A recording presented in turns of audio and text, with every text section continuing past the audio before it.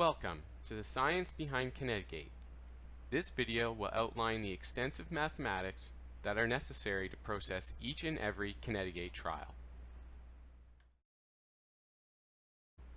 What may not be immediately apparent when first being exposed to the system is the vast amounts of higher order mathematics and complex processing taking place in the background in order to generate the 3D output. This is achieved through thousands of lines of code written to handle the vast amounts of 3D data generated by the Kinect. For a typical 15-second trial, approximately 1 gigabyte of data will be generated by the sensor, with each frame of raw depth data containing over 200,000 data points. Sifting through this to find the approximately 3,000 points of interest per frame is primarily achieved through millions of mathematical operations using a branch of mathematics known as machine learning.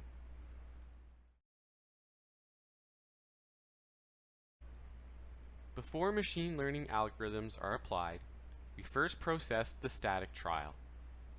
The purpose of the static trial is threefold. First, we need to locate approximately where the subject is standing.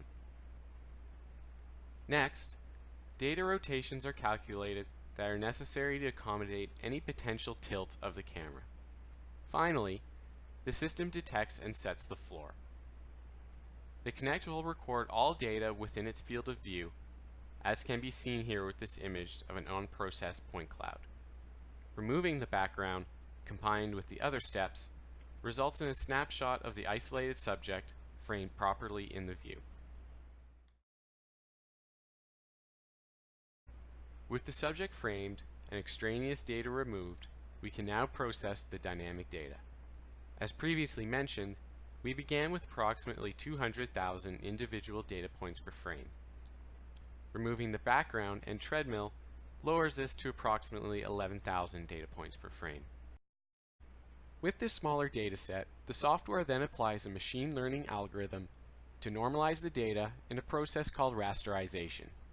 This step is necessary in order to compare the data meaningfully to other datasets. This algorithm must be applied to each individual point, and even with our smaller partially processed dataset, this still amounts to approximately 4 million total data points. Although the majority of the background, such as the room and treadmill, have been removed during previous steps, it is still possible for noise to be present in the signal.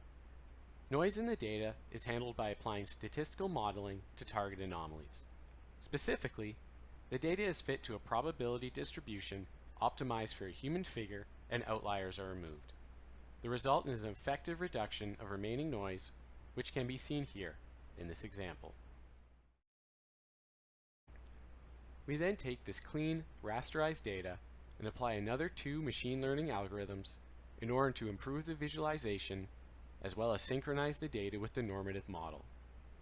These 2 steps take the original signal and create a representative stride that begins with right footfall. Finally, compression and filtering algorithms are applied to reduce the file size and the data is ready for viewing. This sort of analysis, however, is only possible with a normative database. The database is leveraged twofold in the analysis. First, using the database for training data, a machine learning algorithm called support vector machines is applied to determine touchdown and toe-off. Then, different normative models, based on amalgamations of database data, are utilized as comparisons in the software. These comparisons include both male and female subgroups, as well as competitive and recreational subgroups. We can also leverage the database to pull out elite athletes for comparison, such as a sub 4-minute miler or a sub 2:30 marathoner, for example. Of course, this comparison can also be based on previous data from your own subject, allowing for a visualization of treatment progress over time. We hope you found this video informative and that it has helped you gain a better understanding of the complex processing taking place in order to bring you the 3D KinetiGait output.